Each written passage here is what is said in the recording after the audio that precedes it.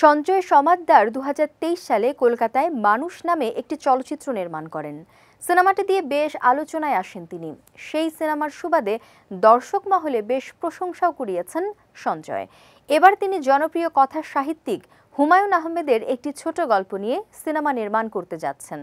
সিনেমাটির গল্প ইতোমধ্যে অনুদান কমিটি অনুদান দেওয়ার জন্য চূড়ান্ত করেছে। গল্পটির নাম লোভ।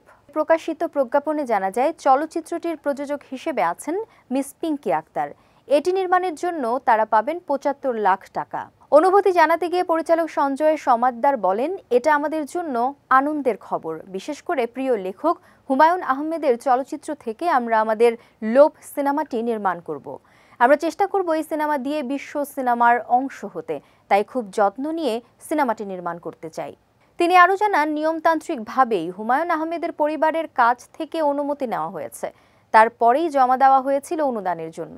জানা গেছে, আগামী আগস্ট-সেপ্টেম্বরে সিনেমাটির শুটিং শুরু করবেন পরিচালক। এখনই চূড়ান্ত হয়নি কারা অভিনয় করবেন।